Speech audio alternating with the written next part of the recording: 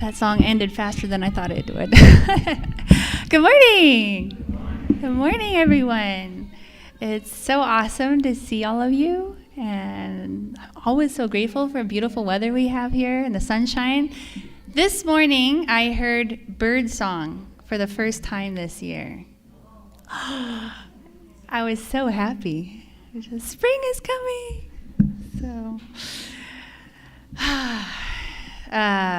Okay, so I'm going to be continuing on with our series on spiritual laws, and I'm actually going to be continuing the same one that Mike talked about last week, which is the process of growth. And the reason I am continuing with it is because I feel like I could just talk about this for most of the year. There's just so much in the growth process, and there's so much that God intends for us and so much that we experience. Our whole life is all encapsulated in this process of growth, so I could just talk about it endlessly. But I feel very strongly about the value of our growth process in our life and the attitude that we have towards it. So last week, Mike talked especially about how in order to bear good fruit in our life, we have to go through this growth process. And in order to get to that point, we have to create a good environment for our growth. A seed can't grow on rocky soil. A seed can't grow when it's being choked by weeds. So we need to create a good environment. There's 2 points that I really wanted to bring out about growth today. And these 2 points are that, 1, growth kind of equates challenge. Growth doesn't just happen without any effort or without any focus or without overcoming anything on our own part. But it's a good thing. And also, the other point that I want to touch on is that we can't really cut corners when it comes to growth.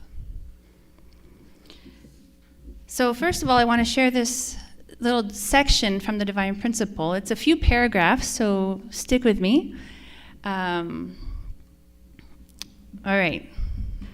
The fact that it took 6 days, that is 6 time periods, to complete the creation of the universe implies that some period of time was also necessary to complete the creation of each of the individual entities that make up the universe. Furthermore, the way the Genesis account reckons each day reveals something about the passage of time required for the creation of an entity. The account has an unusual way of numbering each day of creation. When the first day of creation was completed, it states, there was evening and there was morning, one day.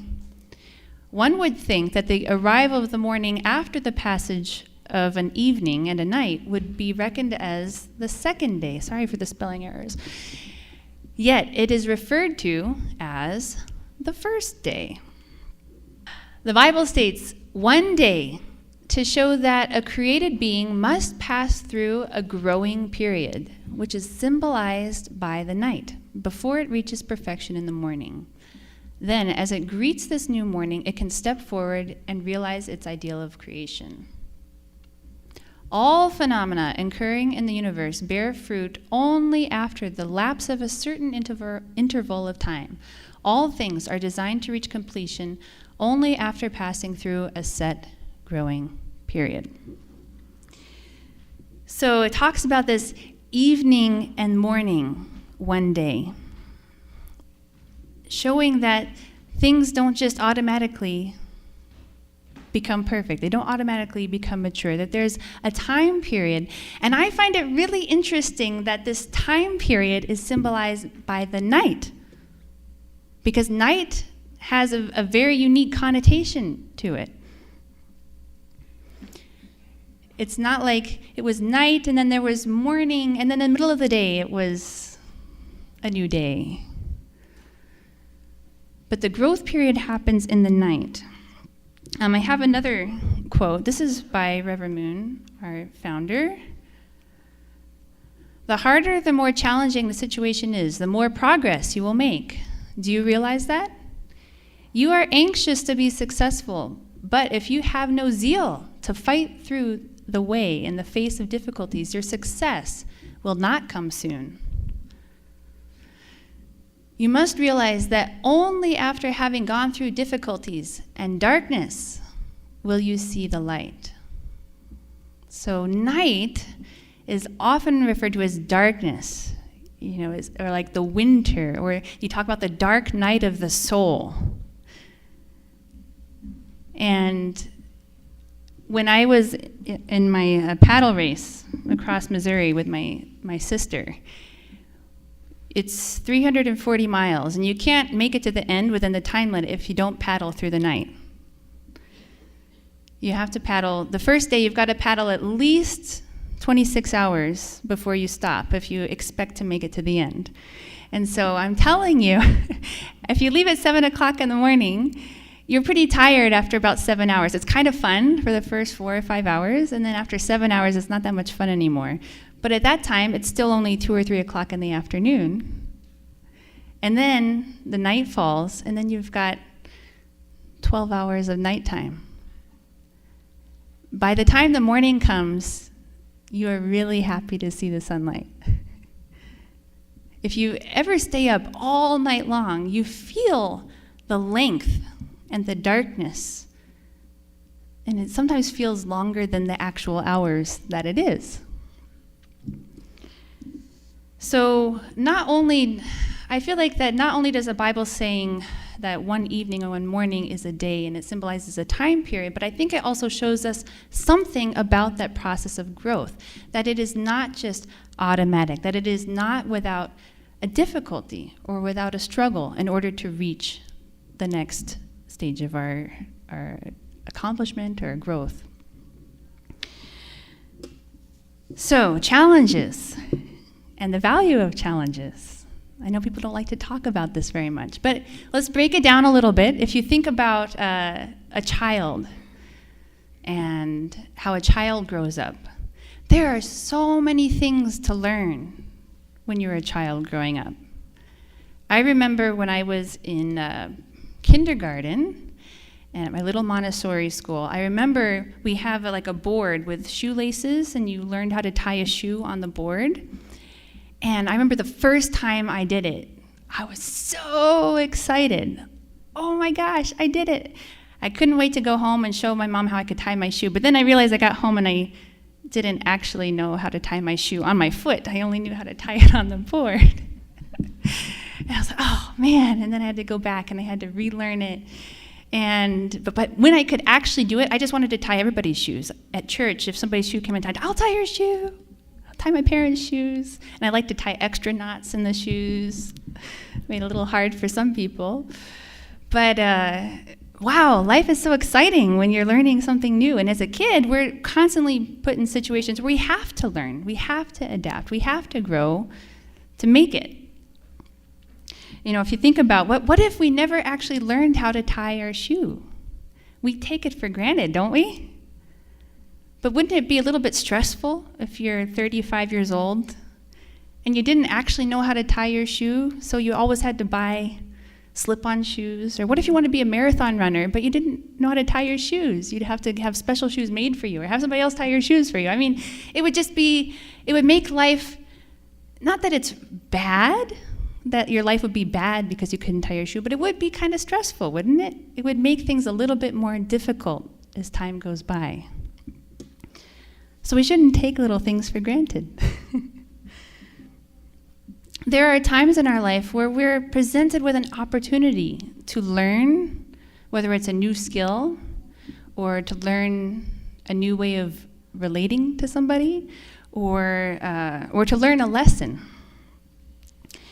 And if we take that opportunity to learn, then life becomes much smoother, because then we can always apply what we've learned. We don't have to think about it anymore. I don't have to think about how to tie my shoe. It's just part of me, and without even realizing it, it makes my life easier. Conversely, however, if we avoid challenges, if we come across opportunities to grow, especially my heart, or if we're always looking for an easy route, or if we come up against a challenge and we're like, I don't think I really want to deal with that person, or I don't really want to make that effort, and we go around it, then we're missing our opportunities to grow. And the more missed opportunities we have in our growth, down the road we'll find that our road isn't as smooth. We'll find ourselves in more and more difficult situations. Just imagine if we never learned how to say sorry to somebody. If we never made a mistake and then felt compelled that, I should make this right. I think many of us know what that feeling is, like, oh my gosh, I can't believe I forgot about my appointment. I really need to make it up to this person and let them know that I care about them. But what if we just didn't even have that skill? We would find that as we go through life, our relationships are going to become much more difficult.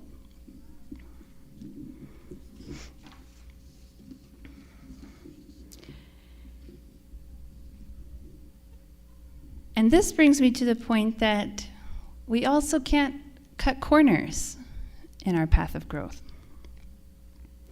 We will actually always need to do the work. You know, in the divine principle, we talk about these 3 stages of growth. There's a formation stage, there's a growth stage, and the completion stage. And ideally, in the world, these would happen in order. You know, we're in our youth, we grow in our formation stage. We learn how to tie our shoes. We learn how to say sorry to people. We are growing physically to become more able to do things. My youngest daughter just learned how to pour milk fairly well, and we have many cups of milk around our house. A couple in the fridge, one on the floor, one on the table. And then, so that would be the formation stage. And then ideally, after we become more capable, then we also grow more in our spirit. And we learn about not just receiving love from our parents, but how to share it with our siblings and our friends. And how even to give without receiving. And then as we become mature physically also and spiritually, then we're in a place where I can join my life with somebody else and create new life. And that all of the lessons that I've learned and all of the skills that I've learned and all the love that I have acquired and learned how to share then just naturally manifests in my children, and it's just a repeating process. That's kind of the ideal or, I guess, textbook way of growth.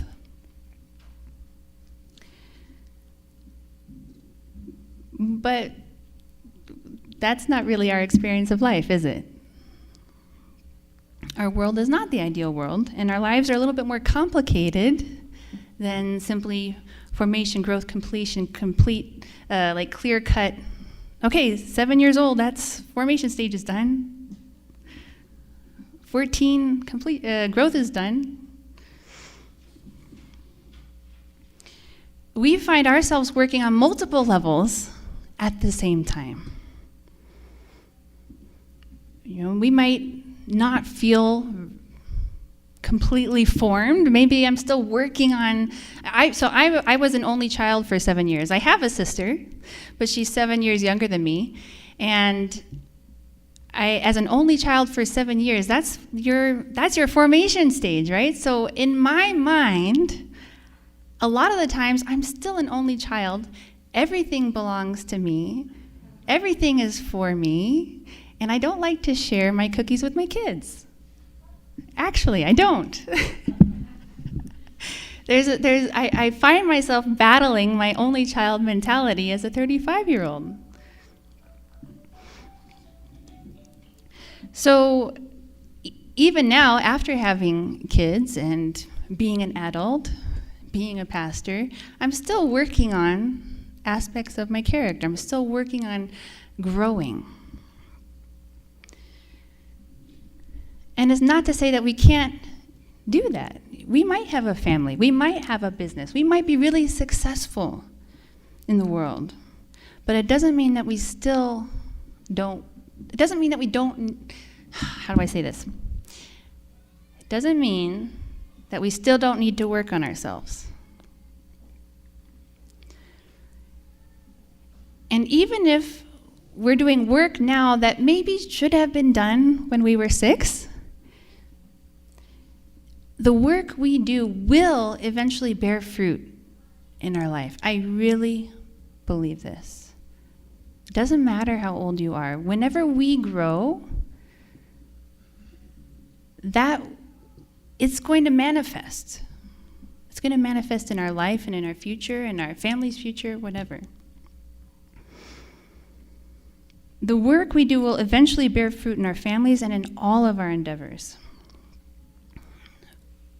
However, if we ignore the basics, or we feel like, well, that's in the past. I'm a man now. I've got a family now. I've got a business now. We just kind of charge forward, doing the things that we think we should be doing, or we cut corners. Those things will also eventually catch up to us and will eventually manifest in our lives. I've seen this a lot, actually. You know, I have a lot of friends now who've been married for 15, 17, 20 years. And this is just across the board. High school friends, church friends, who feel like I feel like I should be having everything together. I've got my career, I've got my kids, we bought a home, you know, all the things that I'm supposed to do as an adult. But it's like crumbling from the inside. Because I didn't really learn how to listen to my spouse. I didn't really learn how to express my true self. There's many things that could be at play, but we can't just keep going forward without addressing the basics.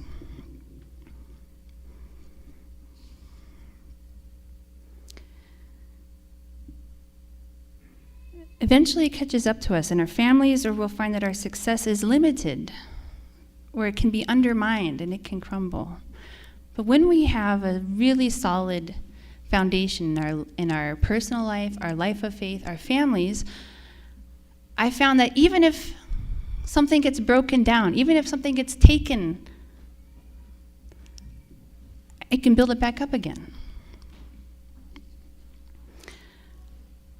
So maybe some of you are reflecting on your life and feeling like, well, I was called to do things I maybe wasn't prepared for yet.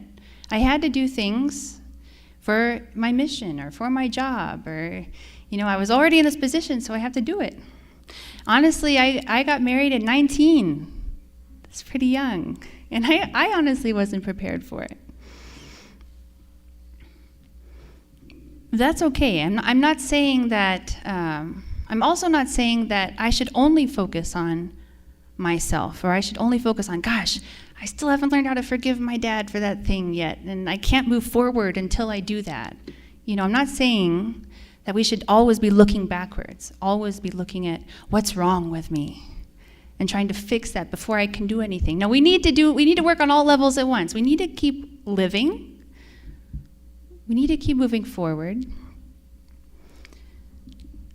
But while we do these greater things, we also can't neglect details.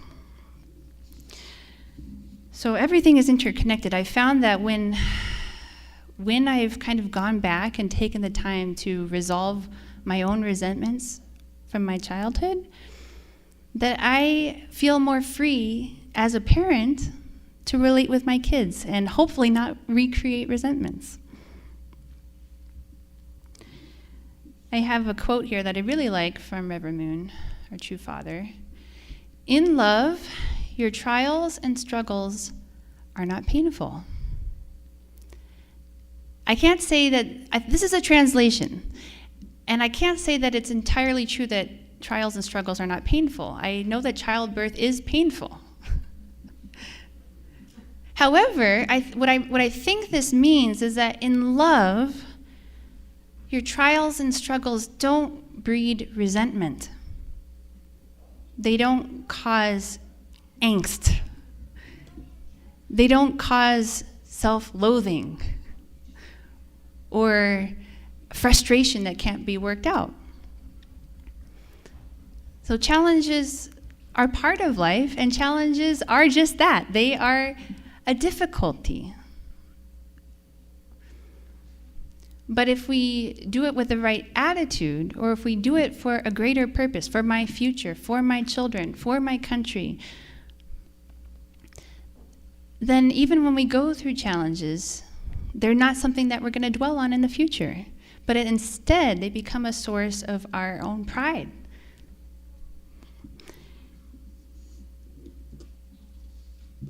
And when we overcome challenges, this is when the good part happens.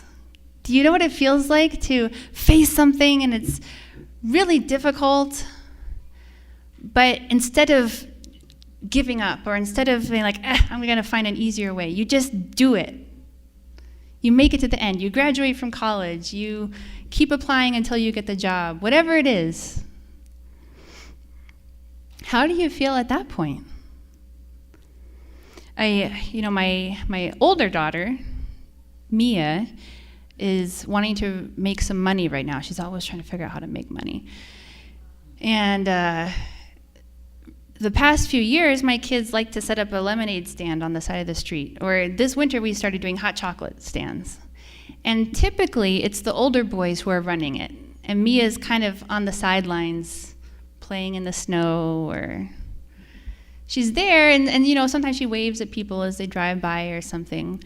But usually it's the boys who are like, hi, hot chocolate, $2, how much do you want? Or here's the change. They're doing the interacting. But this winter, at this point, my boys feel like they have enough money, and they don't really want to make the effort to make the hot chocolate. But Mia still wants the money. So it was so funny the first day. She was like, Mom, can I sell hot chocolate? I'm like, yeah, okay. I made it for her, set her up outside, and then I went back, and then she's there by herself, and she's like, oh my gosh, what do I do? I'm like, okay, Mia, wave, jump up and down, smile. And then people stop, and then she looked at me like, now what do I do? I'm like, okay, you say hello. You ask them how much they want. I'll help you pour it. And it was just amazing this first day watching her realize that she could develop the skills to sell hot chocolate by herself. It was definitely awkward, and it was definitely uncomfortable for her to start talking to strangers and dealing with their money. But it was amazing to see what kind of confidence and kind of a thrill she got from being able to do it by herself.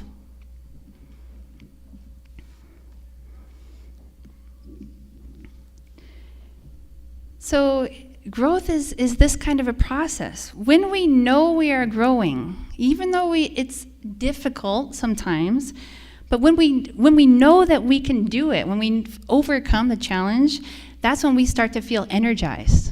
That's when we start to feel excited about what's coming next. We start to feel confident, and we feel hopeful about the future. And the great thing is we don't have to be perfect to feel this.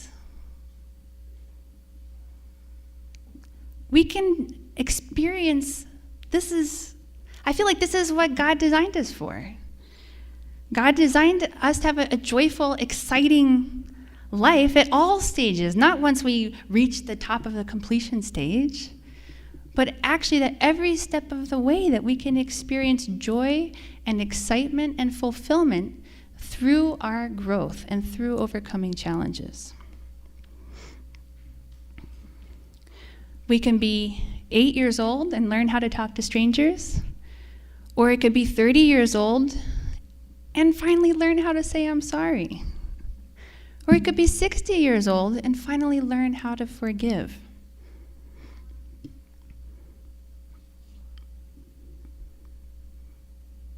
I really believe God made us this way so we can enjoy the process of our life, enjoy the growth in our life. And we can even appreciate and be grateful for the challenges in our life. You know, you've probably heard the saying about, what is it? It's not about the destination, it's about the journey, something like that, right? I think it's important to have a destination in mind. It's important to have the goal. It's important to have in mind what we're striving for. But how wonderful that we can enjoy the journey. I have a couple more quotes. This is from the Bible. This first one is from 2 Peter chapter 1, verses 5 through 9. For this very reason, make every effort to add to your faith goodness, and to goodness, knowledge, and to knowledge, self-control, and to self-control, perseverance, to perseverance, godliness, and to godliness, mutual affection, and to mutual affection, love. For if you possess these qualities in increasing measure, they will keep you from being ineffective and unproductive in your knowledge of our Lord Jesus Christ.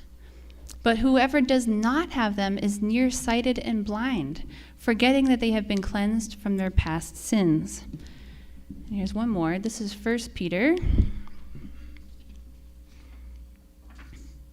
chapter 2, verse 1 through 3.